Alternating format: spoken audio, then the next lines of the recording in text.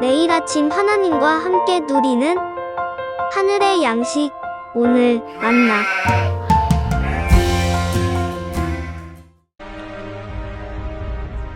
아브넬이 헤브론으로 돌아오매 요압이 더불어 조용히 말하려는 듯이 그를 데리고 성문 안으로 들어가 거기서 배를 찔러 죽이니 이는 자기의 동생 아사헬의 피로 말미암음이더라. 그 후에 다윗이 듣고 이르되 넬의 아들 아브넬의 피에 대하여 나와 내 나라는 여호와 앞에 영원히 무죄하니 그 죄가 요압의 머리와 그의 아버지의 온 집으로 돌아갈지어다. 또 요압의 집에서 백탁병자나 나병 환자나 지팡이를 의지하는 자나 칼에 죽는 자나 양식이 떨어진 자가 끊어지지 아니할지로다. 요압과 그의 동생 아비새가 아브넬을 죽인 것은 그가 기브온 전쟁에서 자기 동생 아사헬을 죽인 까닭이었더라. 다윗이 요압과 및 자기와 함께 있는 모든 백성에게 이르되 너희는 옷을 찢고 굵은 배를 띠고 아브넬 앞에서 애도하라 하니라. 다윗 왕이 상회를 따라가 아브넬을 헤브론에 장사하고 아브넬의 무덤에서 왕이 소리를 높여 울고 백성도 다 우니라. 왕이 아브넬을 위하여 애가를 지어 이르되 아브넬의 죽음이 어찌하여 미련한 자의 죽음 같은고. 내 손이 결박되지 아니하였고 내 발이 착고에 채이지 아니하였거늘 불의한 자식 앞에 엎드려짐같이 내가 엎드려졌도다 하매 온 백성이 다시 그를 슬퍼하여 우니라. 석양에 뭇 백성이 나와 다윗에게 음식을 구원하니 다윗이 맹세하여 이르되 만일 내가 해지기 전에 떡이나 다른 모든 것을 맛보면 하나님이 내게 벌 위에 벌을 내리심이 마땅하리라 하매 온 백성이 보고 기뻐하며 왕이 무슨 일을 하든지 무리가 다 기뻐하므로 이날에야 온 백성과 온 이스라엘이 넬의 아들 아브넬을 죽인 것이 왕이 한 것이 아닌 줄을 아니라. 왕이 그의 신복에게 이르되 오늘 이스라엘의 지도자여 큰 인물이 죽은 것을 알지 못하느냐. 내가 기름 부음을 받은 왕이 되었으나 오늘 약하여서 스루야의 아들인 이 사람들을 제어하기가 너무 어려우니 여호와는 악행한 자에게 그 악한 대로 갚으실지로다 하니라. 요압은 다윗의 군대 장관으로서 사울에게 쫓김을 당할 때부터 함께했던 사람입니다. 진취적이고 목적을 위해 앞뒤 안 가리는 요압에게 다윗의 리더십은 어쩌면 답답했을 것 같습니다. 몇 번이고 사울을 죽일 수 있었던 때 요압은 이때가 하나님 주신 때라고 이야기했을 겁니다. 그러나 도리어 다윗은 하나님의 뜻이 아니라고 말하며 사울을 2번이나 살려주죠. 이때는 다윗과 함께한 지 얼마 되지 않았기 때문에 다윗을 이해해 보려 했을 겁니다. 그런데 얼마 전 기브온에서 아브넬과의 전투에서 자기 동생이 죽었습니다. 대표로 12명씩 나와서 싸움하고 나머지는 구경하다가 승패를 결정하고 돌아가는 전투였는데 기세가 다윗 쪽으로 기울자 이때가 기회라고 생각했고 아브넬 군대를 치기 시작하는 겁니다. 이 싸움에는 대의 명분도 없었고 영적인 고민도 없었습니다. 허영심과 권력과 지위에 대한 집착에 사로잡혀 이때가 기회라 생각하고 아브넬을 죽이고자 합니다. 그중 요압의 동생이었던 아사엘이 빠르게 아브넬을 쫓아갔지만 결국에는 죽고 말죠.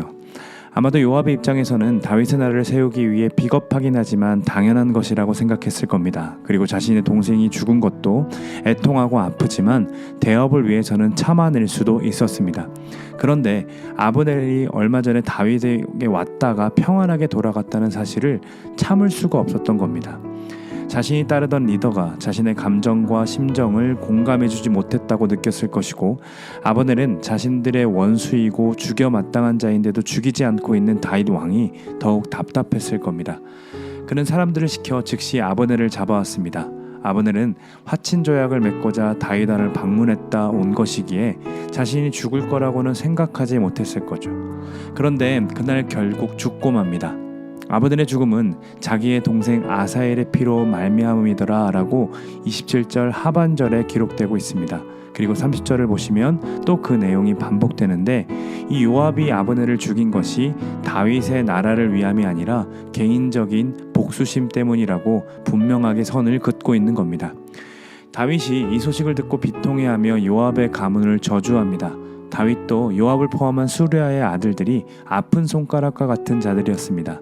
그도 답답했죠. 지금껏 하나님이 광야에서부터 자신을 인도하시는 역사를 봤음에도 그들은 하나님의 뜻과 통치에 관심이 없었기 때문입니다.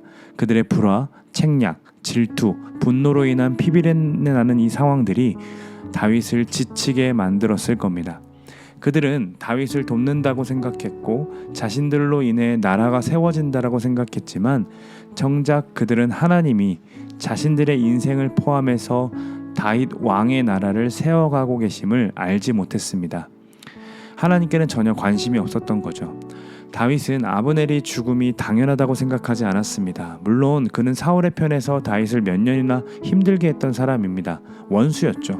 그러나 다윗은 요압을 저주하고 아브넬을 위해 장례를 치르는 일이 자신의 친위들에게 미움을 사는 행동일 수 있다는 것도 알고 있었지만 아브넬의 죽음을 진심으로 애통해하며 국가적인 장례를 치르게 됩니다. 31절을 보십시오. 왕이 직접 상여를 따라가고 헤브론에 장사하며 무덤 앞에서 소리를 높여옵니다.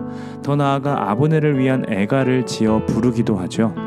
아브넬의 죽음 앞에서 왕으로서 할 수 있는 인간적인 방법은 얼마든지 있었습니다. 아브넬은 원수였고 자신들을 염탐하러 온 사람이었다라고 말하면서 죽여는 게 마땅했다라고 이야기하고 요압에게 훈장을 주는 일을 할 수도 있었습니다. 아니면 요압이 혼자 독단적으로 가서 아브넬을 죽였다라고 하면서 요압의 책임으로 돌려도 됩니다. 그것이 사실이니까요. 그러나 다윗은 아브넬의 계략을 들추거나 가짜 뉴스를 퍼뜨리지 않았습니다. 자신의 행위를 백성들이 이해하지 못한다는 것은 알지만 그는 진심으로 슬퍼했고 애도합니다. 그런데 보시면 그 진심이 통하는 것을 볼 수 있습니다. 성경을 잘 보시면 다윗의 행동에 대한 백성들의 행동이 담겨져 있는데 32절에 왕이 소리를 높여 울고 백성도 다 우니라. 34절 온 백성이 다시 그를 슬퍼하며 우니라. 36절 온 백성이 보고 기뻐하며 왕이 무슨 일을 하든지 무리가 다 기뻐하므로. 백성들은 왕의 아픔에 공감합니다. 그리고 함께 울고 함께 즐거워합니다. 그리고 37절을 보시면 왕의 이 진심 어린 행동이 온 백성과 온 이스라엘이 아브넬의 죽음이 다윗으로부터 인함이 아님을 알게 됩니다. 끝까지 다윗은 진심이었다라는 겁니다. 그리고 그 진심이 통했던 거죠.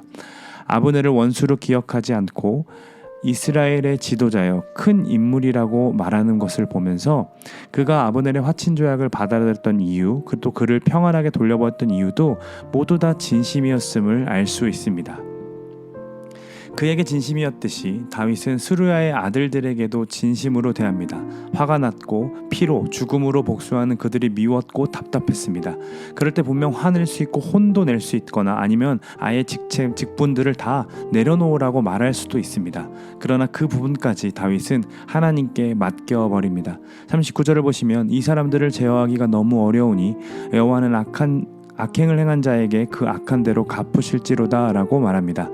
억울한 피는 하나님께서 갚으신다고 하셨기에 그는 믿으며 하나님께 맡기는 거죠. 그리고 다윗의 평생 스루야의 아들들을 곁에 두고 살아갑니다. 마음에 안 들고 자기 멋대로인 부하를 처단하고 새롭게 나라를 꾸려가도 되는데 다윗은 그를 옆에 두고 계속 함께하며 솔로몬에게 왕위를 전달할 때 그때서야 솔로몬에게 꼭 그들을 처단하라고 부탁하죠. 솔로몬에게도 분명 걸림돌이 됨을 알았기 때문입니다. 그러나 본인은 스루야의 아들을 처단하지 않고 끝까지 동행하고 함께합니다. 이 모습을 보는데 유다를 품고 가셨던 예수님이 떠오릅니다. 그리고 우리를 끝까지 사랑해 주시고 품고 계시는 그분이 너무나도 생각나지 않으십니까? 우리도 요압처럼 유다처럼 그분의 아픈 손가락들이었습니다. 그분이 이루고 싶은 하나님 나라에 대한 관심도 없고 내 욕심대로 내 이익대로 살아내므로 우리 주님 끝까지 우리를 사랑한다고 말씀하심에도 그 사랑에 보답하지 않았습니다. 지난 주일에 말씀하신 것처럼 당신의 죽음을 기념하는 마지막 만찬을 했을 때에도 또 발을 씻기는 현장에서도 가룟 유다를 제하지 않으셨습니다. 끝까지 사랑하시는 대상에 가룟 유다도 포함되어 있었다라는 거죠. 우리 예수님 다윗처럼 우리를 바라보시며 애통해 하시는 분이십니다. 진심으로 우리를 대하고 계시기에 우리가 아프고 죽겠음에도 자신에게 오지 않는 자녀를 바라보시며 애가를 지으시는 분이십니다. 여전히 죄를 향해 뛰어가는 우리를 바라보시며 애통해 하시는 분이 바로 우리 주님이십니다. 수르야의 아들들처럼 제어할 수 없는 우리의 상태를 아시면서도 끝까지 사랑한다 말씀하십니다. 이것이 우리 주님의 사랑입니다. 그 진심을 안다면 우리도 백성들처럼 반응해야 하지 않을까요? 다윗이 슬퍼할 때 함께 슬퍼하고 다윗이 기뻐할 때 함께 기뻐하며 다윗의 진심과 뜻을 알아갔듯이 우리도 예수님이 슬퍼하시는 우리의 모습을 보며 애통해야 할 줄 알고 즐거워하시고 기뻐하실 때는 함께 즐거워해야 하는 게 바로 자녀된 자들로서 백성된 자들로서 해야 하는 행동이라는 거죠. 우리 예수님께서 우리 가정을 바라보시며 애통해 하신다면 그 애통함이 무엇인지를 깨닫고 우리도 그 자리 가서 통곡하며 기도함이 필요한 겁니다. 교회 공동체 지체가 힘들어하며 주저앉고 있다면 그 모습을 바라보시며 주님이 아파하시고 계심을 공감하면서 우리도 기도의 자리에 나와 그를 위하여 울며 기도하는 것이 지금 이 시대에 필요한 다윗의 진심이며 그것이 예수님을 닮아가는 방법입니다. 사랑하는 여러분, 오늘 우리의 삶이 그러한 삶이 되기를 간절히 소망합니다. 하루를 살아내며 주위를 돌아보므로 아파하고 힘들어하고 있는 이들이 발견된다면 그저 그들에게 찾아가 공감해주는 것을 넘어서서 그들의 아픔과 힘듦을 가지고 기도하러 주 앞에 모여서 그들을 위해서 힘써 기도하는 우리 모두가 되기를 간절히 소망합니다.